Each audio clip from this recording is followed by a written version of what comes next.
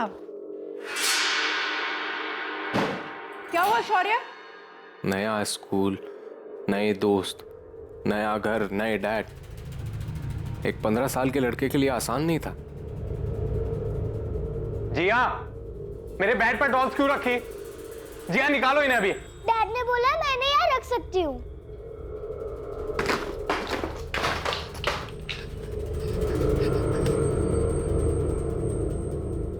शौर्य, गलत किया तुमने। जाओ, डैड बुला रहे हैं। क्या है? नॉक करना होता है कमरे में आने से पहले। आपने मुझे बुलाया? फिर भी बाहर जाओ, नॉक करना, फिर अंदर आओ। जाओ। सॉरी डैड, अगली बार नॉक करके आऊंगा। अब बोलेंगे क्या बोलना है आपको? मैं क्या बोल रहा हूँ? बाहर जाओ, नॉक करके अंदर आओ, तब बताऊंगा। जाओ। ये रोज होता। डिसिप्लिन के नाम पर मुझे घर का विलेन बनाया जा रहा था।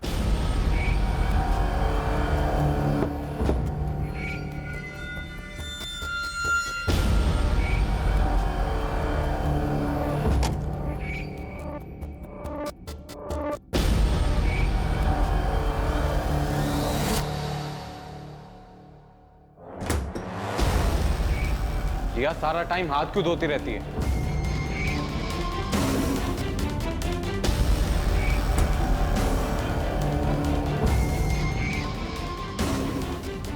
शौर्य, शौर्य दरवाजा खोलो। शौर्य कम आउट राइट नाउ। शौर्य। खबरदार जिया, अगर दरवाजा खोला तो वहीं बैठो बाथरूम में, धोती रहो हाथ पूरी लाइफ पर। शौर्य, मैं आखिरी बार बोल रहा हूँ, दरवाजा खोलो। क्या हुआ शुभम? अब शौर्य ने क्या कर दिया? इसके मुंह से ड्रग्स की स्मेल आ रही है, आंखें लाल है इसकी, कुछ बता ही नहीं रहा है। हे भगवान, इस घर में अब यही होना बाकी था। मुझसे घर का माहौल सहा नहीं जा रहा था, तो हाँ, मैंने ड्रग्स लेने शुरू कर दिए ताकि मैं अपने पुराने डैड और पुरानी लाइफ को भुला सकूं और इस नए सिस्टम को झेल सकूं। तुमने अपनी इस फीलिंग के बारे में अपनी मॉम से बात नहीं की या अपनी बड़ी बहन तारा से? तारा और जिया खुद हमेशा इसी टेंशन में रहते हैं। पता नहीं उनके साथ भी क्या हो रहा था। और रही बात मॉम की, तो वो तो मेरे डैड के हाथ की कठपुतली बनी हुई। उस आदमी ने मुझसे मेरी मॉम और मेरी बहन को छीन लिया था, हमारा घर छीन लिया था। मुझे घर से निकालना उसने अपनी टॉप प्रायोरिटी बना ली थी। किसका है? नंदिनी, ये हार्ड ड्रग्स हैं। This is bloody serious. वो हार्ड ड्रग्स मेरे नहीं थे, वो उसने प्लांट किए थे ताकि मुझे घर से निकाल सके।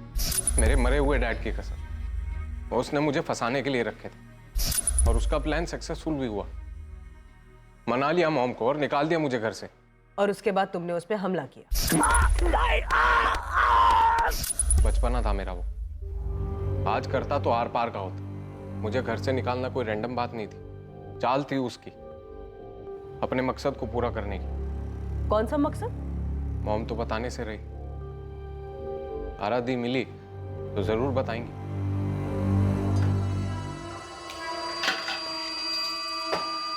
मैडम, मेरा नाम चंदा मल्ला है। मेरे पति राजू मल्ला। राजू मल्ला, जो शुभम चौहान के यहाँ ड्राइवर की नौकरी करता था? जी मैडम। अच्छा बोलो, क्या बात है? मेरे पति राजू कल रात से घर नहीं आए और उनका फोन भी बंद आ रहा है। इसको जानती हो? मैडम, मैं 3 महीने पेट से हूँ। राजू के बड़े अरमान है हमारे होने वाले बच्चे के लिए। मैडम प्लीज उन्हें जल्दी ढूंढिए। एक दिन और वेट करो, अगर राजू वापस नहीं आता है तब तुम्हारी शिकायत दर्ज करेंगे, ढूंढने के राजू को, ठीक है?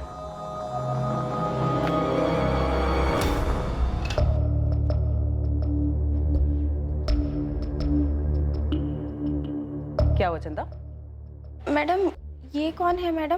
तुम जानती हो उसको? हाँ मैडम, पिछले हफ्ते हमारे घर आए थे और राजू से काफी लंबी बात हुई थी।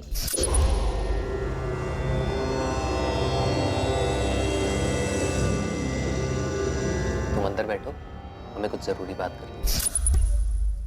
राजू की इससे पहले की दोस्ती है? पता नहीं मैडम, मैंने पहली बार ही देखा था।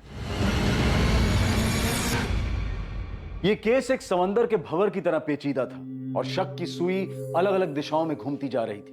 पर इस केस की एक सच्चाई थी कि जितने गुनहगार थे उतने ही पूरी तरह से अनजान और मासूम किरदार भी थे जो जुर्म से पीड़ित थे। सर, ये डॉली कह रही थी कि वो तारा को सिंगापुर सर्किट में डालना चाहती थी। और तारा के पति अभिषेक ने हमसे कहा था कि वो पिछले 10 दिनों से सिंगापुर में। दिशा, तुम अभिषेक से बात करो, पता करो आखिर सिंगापुर में ही कर क्या रहा है। Right sir. दीक्षित सर। खबरी राशिद को बोलो कि जगन के साथ साथ इस राजू को भी ढूंढो। सर। और मैं डिटेक्टिव राघव साहब से मिलता हूँ, देखता हूँ इस कोर्ट में क्या पेश करते हैं।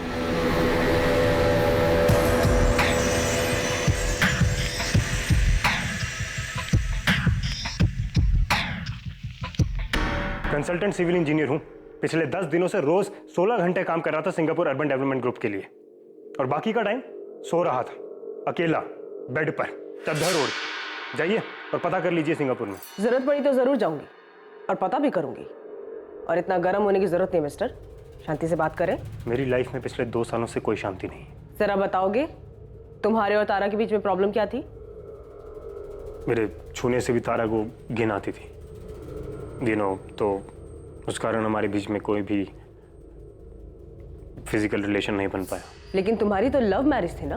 हाँ, लेकिन अब लगता है शायद उसने मुझसे जल्दबाजी में शादी की, मानो उसे किसी तरह बस उस घर से निकलना था। क्यों? ऐसा क्या था उस घर में? मैंने कई बार पूछा, लेकिन उसने कभी कुछ बताया नहीं।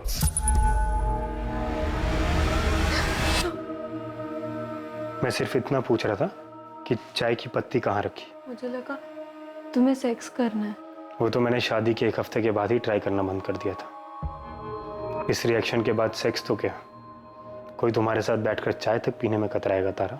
मैंने तुम्हें पहले दिन ही कहा था कि मेरे कुछ इश्यूज हैं। शादी के बाद बोला तारा, क्या ये नाइंसाफी नहीं है? जब हम डेट कर रहे थे तब तो तुमने कुछ नहीं बोला। बोला तो शादी नहीं करते। करता, लेकिन उससे पहले तुम्हारी हेल्प करता इस डर से उभरने में। तारा, अभी भी देर नहीं हुई है। आखिर बात क्या है मुझे बताओ, हम डॉक्टर को कंसल्ट कर सकते हैं। जब जाना होगा तब जाऊंगी डॉक्टर के पास। तो फिर तुम यहाँ आई क्यों थी तारा? मैं आज ही अपने घर वापस जाऊंगी। लेकिन वहां से लौटने के बाद तो तुम्हारा मूड और भी खराब रहता है। तुम्हें चिंता करने की कोई जरूरत नहीं है। इस बार मैं लौट कर वापस नहीं आऊंगी। उसके बाद वो कभी घर नहीं लौटी, और अब तो पूरी तरह गायब है। और फिर उसके फादर मारे गए, सौतेले फादर। सौतेले? मुझे नहीं मालूम। तो फिर तो अफेयर के बारे में भी नहीं मालूम होगा। अफेयर? किसका अफेयर? शुभम चौहान की पत्नी नंदिनी को अभी यहाँ बुला सकते हैं इंस्पेक्टर? Okay, sure. राशिद भाई, इनमें से केस का विलन कौन है? तीनों मिलो हो सकते हैं, कोई एक या दो भी, या शायद विलन शुभम चौहान ही था, या वो हीरो था इस कहानी में। ये सब पता करना पुलिस का काम। अपना काम है परोसना, गर्मा गर्म, वो भी जल्द से जल्द। मेरे छूने से भी वो कांप उठती थी, और तारा ने एक ड्राइवर के साथ अफेयर किया। शुभम चौहान ने आरोप लगाया था कि अफेयर था, पक्का नहीं है। ये शुभम चौहान, जो मुझे अभी पता लग रहा है कि तारा का रियल फादर नहीं था, वो कुछ अजीब तो था। कैसे? वो मेरे और तारा का पैचअप करवाने की कोशिश कर रहे थे, लेकिन कुछ अजीब था। समझाओ मुझे। कैसे डैडी जी? आप फादर हैं तारा के। अभिषेक, मैं एक मर्द भी हूँ, मैन टू मैन बताओ क्या बात है? सर, एक्चुअली इश्यूज बेडरूम में है। आपकी बेटी और मेरे बीच कुछ होता ही नहीं है। मैं उसे छूता हूं तो उसे घिन आती है। तुम उसे शायद ठीक से छूते नहीं हो, जैसा कि उसे पसंद हो। डैडी जी, आप? अभिषेक, हर लड़की, हर औरत अलग होती है। उसके डिजायर्स को जगाना एक आर्ट है। टाइम लगता है। मैडम, वो सीधे कह सकते थे कि किसी सेक्सोलॉजिस्ट से मिलो, लेकिन नहीं, वो मुझे डिटेल में समझा रहे थे अपने खुद के दामाद को, अपनी खुद की बेटी के बारे में। वैसे एक बात बताओ, तारा से पहले तुमने कोई एक्शन नहीं देखा क्या? अरे ऐसे क्या देख रहे हो? कॉर्पोरेट जॉब में हो, स्मार्ट हो, कोई तो अफेयर रहा होगा। अब समझी मैडम, एक किस्म का परवर्ट कह सकते हैं, विकृत। समझी। आपको मेरे पहले पति आदित्य ने मुझ पर जासूसी करने के लिए कहा था। आप और शुभम पर जो मैंने बखूबी की, सारे सबूत अभी तक संभाल के रखे हुए हैं। तो अब 9 साल बाद ये सब खुलासा करने का मतलब क्या है? क्योंकि शुभम चौहान का मर्डर हुआ है, और हम आपसे जानना चाहते हैं कि शुभम चौहान के अतीत के बारे में आप क्या जानती हैं? क्या आपको पता था कि शुभम की एक बार पहले शादी हो चुकी थी? क्या क्या बकवास कर रहे हैं आप?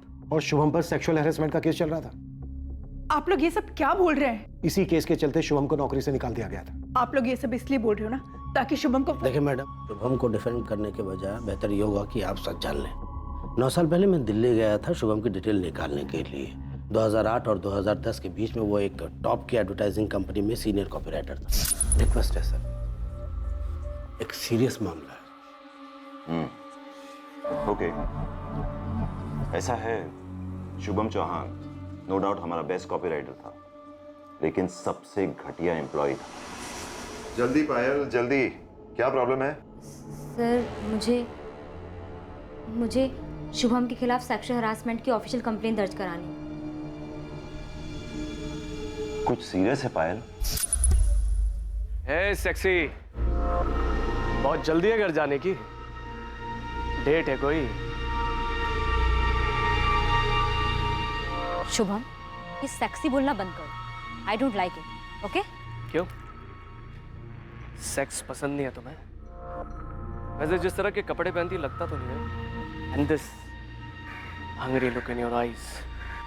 ओह, तुमने सारिका से बात की? यस सर, आधा घंटा पहले। Payal, what are you saying? Sorry, पर मेरे पास और कोई ऑप्शन नहीं था और मैं ये नहीं समझ पा रही थी कि तुम्हें ये सब कैसे नहीं पता। ऑफिस की हर दूसरी लड़की के साथ ऐसे बिहेव करता है। लड़कियां जॉब सिक्योरिटी के चक्कर में चुप रहती है, क्योंकि तुम्हारा हस्बैंड टॉप का कॉपीराइटर है, काफ़ी पावरफुल है, उतना ही घटिया। शुभम को न सिर्फ नौकरी से निकाला गया, बल्कि उसके बाद उसे किसी भी एडवर्टाइजिंग एजेंसी में जॉब नहीं मिली। उसकी पत्नी सारिका इस सदमे और केस की बदनामी को सहन नहीं कर पाई और उसने आत्महत्या कर ली। इस सब से भागने के लिए शुभम मुंबई शिफ्ट हो गया।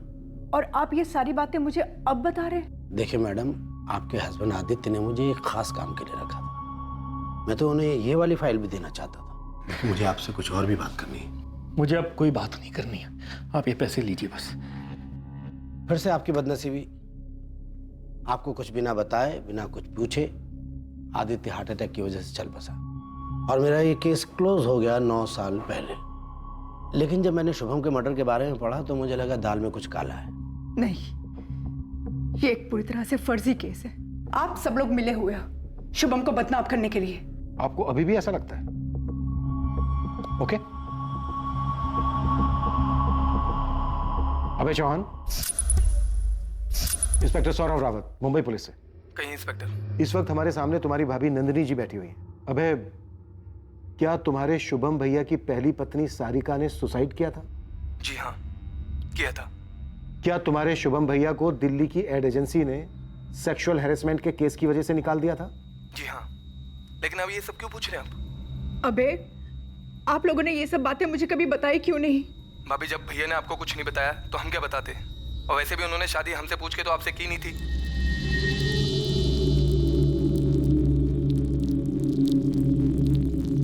नहीं, ये सब सच नहीं है। आपको लग रहा है कि अभय भी हमारे साथ मिला हुआ है? ठीक है जी साहब। सावंत, दिशा को बोलो फोरेंसिक लैब की रिपोर्ट और कॉल रिकॉर्ड्स लेकर तुरंत यहां पहुंचे। नंदिनी जी, शुभम पोर्नोग्राफी का एडिक्ट था। दिन भर घंटों ऑनलाइन ब्लू फिल्म्स देखा करता था। ये उन्हीं सभी वेबसाइट की लिस्ट है।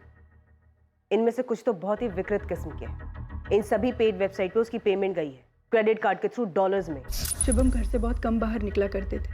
उनकी दुनिया उनका काम ही था, उनका कंप्यूटर। ये शुभम, तारा, जगन सेठी और राजू के कॉल रिकॉर्ड्स हैं। ये चारों आपस में टच में थे, तारा के गायब होने के बाद भी। क्या नंदिनी मास्टरमाइंड थी शुभम के कत्ल की? या वो शुभम की असलियत के बारे में कुछ नहीं जानती थी? या जानकर भी अपने दिलो दिमाग में उसे नकार रही थी? लिविंग इन डिनायल जिसे कहते हैं। या फिर इस केस की सच्चाई कुछ और ही थी? पहला खुलासा हुआ जब खबरियों के जरिए जगन सेठी का पता लगाया गया।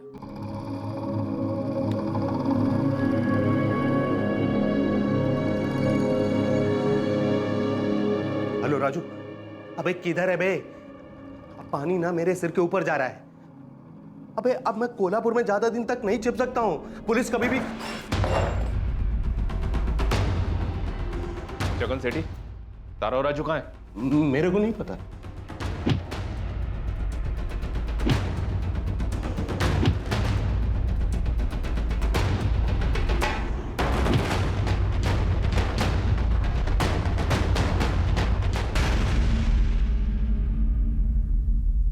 कैसे जानते हो एक दूसरे को? सर, मैं इनका ड्राइवर था। 2 साल पहले, वो कुछ टाइम के लिए ये मेरी लड़कियों को ट्रांसपोर्ट करता था इधर से उधर।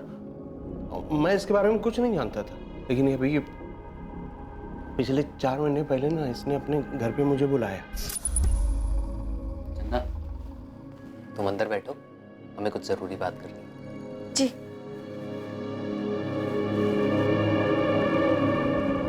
जगन सेठ, बीवी है वो मेरी, वो भी पेट से है। अरे हाँ, बोलो क्या बात करनी, बोलो। एक लड़की बेचनी है। अच्छा, दिखाओ।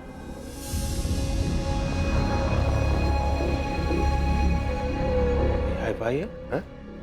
कीमत भी हाई फाई लगेगी। हाड़ फाड़ इंग्लिश बोलती है। देख के लगा, लेकिन बेचना कौन चाह रहा है? शुभम चौहान बेचना चाहता था तारा को? हाँ सर, वो भी बेचना चाह रहे थे। तुझे भी छोड़ के चली गई? हाँ साहब, उसके चक्कर में अपनी प्रेग्नेंट बीवी को छोड़ने के लिए तैयार हो गया था। साहब, जाते जाते बोल कर गई है कि आपको तड़पा तड़पा कर मार डालेगी। मुझे तड़पा तड़पा के मार डालेगी वो। राजू, अब ना मुझे उसे तड़पाना, मैं उसे ऐसा दर्द देना चाहता हूँ जो उसे रोज हो, डेली। दर्द तो मुझे भी देना है, और एक तरीका है मेरे पास। चल सुना, सुनते तेरा दिमाग कितना गंदा सोच सकता है। साहब, मेरा एक कांटेक्ट है पुणे में जो एस्कॉर्ट एजेंसी को लड़कियां सप्लाई करता है। अब मेरी लैंग्वेज बोल रहा है तू, कमीने है। Smart, very smart. बता। साहब, मैं उसे ढूंढकर पुणे ला सकता हूँ, बिकवा भी सकता हूँ, लेकिन साहब थोड़ा सा पैसा लगेगा। ठीक है, पैसे तो मिल जाएंगे तुझे, लेकिन एक शर्त है। कैसी शर्त? मेरे सामने बिकेगी वो। इसका पहला ग्राहक मैं रहूंगा। सर, प्लान ये था कि Shubham sir bye taxi Pune आएंगे जगन के अड्डे पर, और मैं तारा को ट्रेन से वहां लेके आऊंगा। हाँ राजू। जगन सेठ, प्लान थोड़ा चेंज्ड है। आप शुभम सर को कॉल करके राठी हाउस के पास उतरने का हो। भाई ऐसा क्यों? सेठ, जैसा बोल रहा हूँ वैसा कीजिए। आपको लड़की चाहिए या नहीं? अबे चाहिए ना, उसके नाम पे एडवांस लेके बैठा हूँ। तो बस कॉल कीजिए उसे अभी। हेलो। मैं जगन, वो राजू ने बात की होगी आपसे। हाँ, तुमसे मिलने आ रहा हूँ मैं। राजू पहुंच गया लड़की के साथ? अब वो पहुंच ही रहा है, आप एड्रेस लो, राजू आपको रिसीव करेगा। सर, मुझे शुभम सर से बदला लेना था, तो मैंने ले लिया। तेरे साथ तारा नहीं थी? तारा मुझे छोड़कर गई थी, मैंने उसके नाम से अपना बदला लिया। साहब, इसने जो कुछ किया ना, मुझे कुछ नहीं पता था कि ऐसा ये कुछ करने वाला है। चुप बैठ। तारा कहाँ है राजू? मुझे नहीं मालूम सर, मेरा तारा के साथ अफेयर हुआ जरूर था। अफेयर पकड़े जाने के बाद वो गायब हो गई। झूठ। अब और मत बचा तारा को। मिल गई है तारा हमें, तुम दोनों की फोन लोकेशन से। के लिए राजू ने एक लॉज का इंतजाम किया था जहां से उसे पकड़ लिया गया, और आखिरकार तारा ने इस केस की घिनौनी, रोंगटे खड़े कर देने वाली सच्चाई बयां की। जिस आदमी को मॉम ने हमें डैड कहने के लिए इतने साल तक फोर्स किया, वो किसी एंगल से डैड नहीं था सर, दूर दूर तक नहीं था।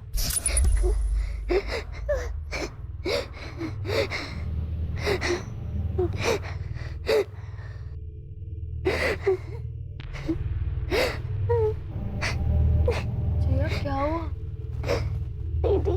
दीदी मुझे नहाना है। अभी? क्यों? जिया, पर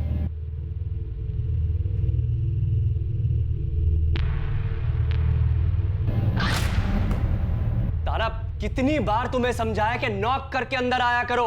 बेसिक मैनर सिखाने पड़ेंगे तुम लोगों को। गो आउट, नॉक करके अंदर आओ। गो। मैं सिर्फ 16 साल की थी, लेकिन सब समझ रही थी कि कुछ गलत हो रहा है घर में। मॉम, जिया कहाँ है? वो तुम्हारे डैड के साथ लॉन्ग ड्राइव पे गई है। मुझे आपसे जिया के बारे में कुछ बात करनी थी। तुझे क्या लगता है मैंने नोटिस नहीं किया? तेरे डैड ने भी नोटिस किया है। जिया सेल्फ कॉन्फिडेंस में लैकिंग है। तुम्हारे डैड और मैं मिलके उसकी हेल्प कर रहे हैं। स्पेशली तुम्हारे डैड बहुत कंसर्न है वो जिया को लेके। तेरी और शौर्य की भी बड़ी फिक्र है उन्हें। और जानती है कल से तुझे ड्राइविंग लाइसेंस देने वाले हैं। मुझे कोई ड्राइविंग नहीं सीखनी। ऑफ कोर्स सीखनी है बेटा। तुम्हारे डैड चाहते हैं कि तुम तीनों इंडिपेंडेंट बन जाओ। सीधे सीधे। कम ऑन तारा, एक्सेलरेट करो ना, दबाओ इसको। अब बार बार मेरे पैर को क्यों छू रहे हो? क्यों मतलब? पैर से एक्सेलरेट करोगी ना? ये तुम अपने इस मोटे सर से। अब बार बार मुझे ऐसे टच मत किया करो, मुझे अच्छा नहीं लगता। वरना मैं मॉम से कह दूंगी आपके बारे में। ट्राई करके देखो ना, तुम्हारी मॉम ने थप्पड़ मार के सारी हेकड़ी निकाल दी। यही धमकी डैड ने जिया को भी दी थी। ये मुझे सालों बाद पता चला, लेकिन तब तक बहुत देर हो चुकी थी।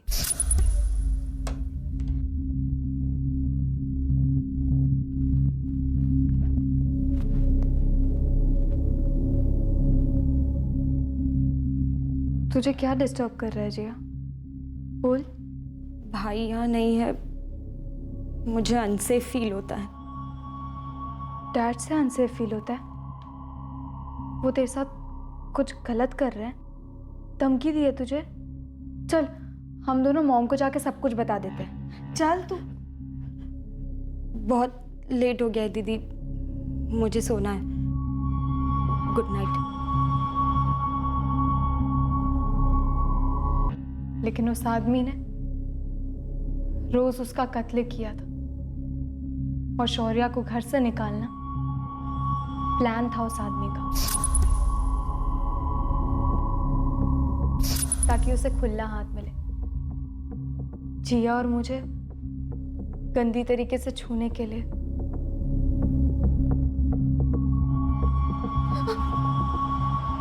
Good morning. तुम्हारी मॉम को मैं 2-3 दिन के लिए योगा कैंप के लिए बाहर भेज रहा हूँ।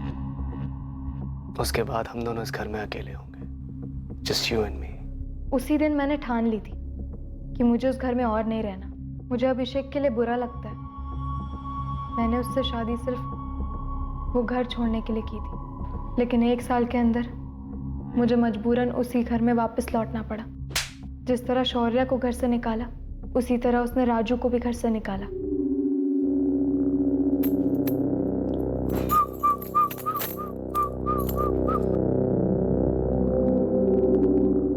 अपने पति को नहीं छूने देती, मुझे नहीं छूने देती।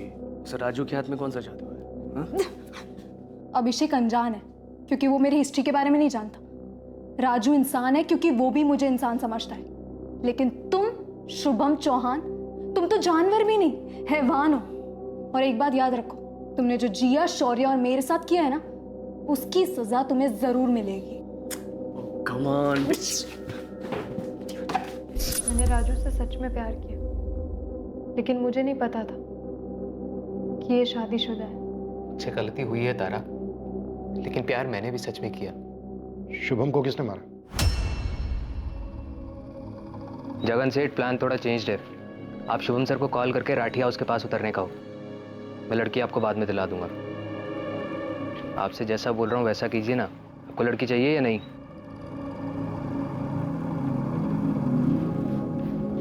तारा कहाँ है? अंदर तो जाइए सर।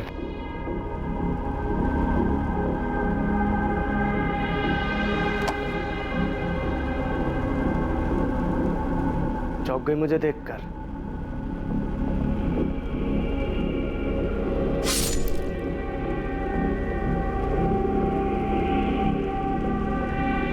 सर मुझे एक और चांस मिले तो मैं इस औरत को भी मार दूं, जिसे हम तीनों इतने सालों तक मॉम कहते हैं, क्योंकि इसकी रगों में ममता नहीं, सिर्फ खुदगर्जी बहती है। धर्म, मुझे मालूम नहीं था। तारा चौहान उर्फ तारा आदित्य माथुर पर आईपीसी की धारा 302 के तहत मर्डर के चार्जेस लगाए गए और उसे अपने किए पर कोई पछतावा नहीं। राजू पर भी धारा 302 और जुर्म छिपाने के चार्जेस लगे हैं। उसे भी शुभम को मारने का कोई अफसोस नहीं है, पर अपनी पत्नी चंदा को धोखा देने का अफसोस जरूर है। नंदिनी एक पूरी तरह से टूटी हुई औरत है। उसे इस बात का एहसास है कि उससे गलती हुई कि वो प्यार में अंधी बन गई थी। कौन बोल रहा है? बेटा बेटा मम्मी बोल रही हूँ। किसकी मॉम? बेटा प्लीज एक बार घर आ जाओ, एक बार। मेरा कोई घर नहीं है और मैं किसी का बेटा नहीं हूं। ये आखिरी बार था। नंबर के साथ आपको भी अपनी जिंदगी से डिलीट कर रहा हूं।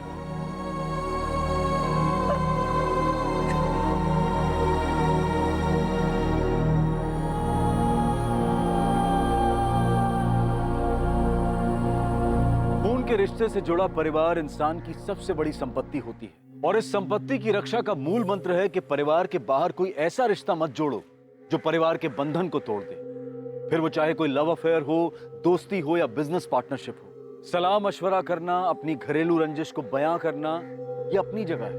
पर जैसे ही कोई बाहर वाला आपको आपके ही परिवार वालों के खिलाफ भड़काता है, जहर घोलने लगता है, तो ये लाल झंडी होती है कि इस इंसान का मकसद नेक नहीं है। ऐसे जहरीले व्यक्तियों को और अपने अंदर की खुदगर्जी को किनारे रखना बहुत जरूरी होता है ताकि जुर्म को अपना सर उठाने का मौका ना मिले। अब मैं अनूप सोनी आपसे विदा लेता हूं। कल रात 11 बजे कौन बनेगा करोड़पति के करमवीर एपिसोड के बाद आपसे फिर मुलाकात होगी एक और नए केस के साथ। और याद रखें, क्राइम और आपके बीच में सिर्फ इतना फर्क है कि आप कितने सतर्क हैं। सतर्क रहें, सुरक्षित रहें। जय हिंद।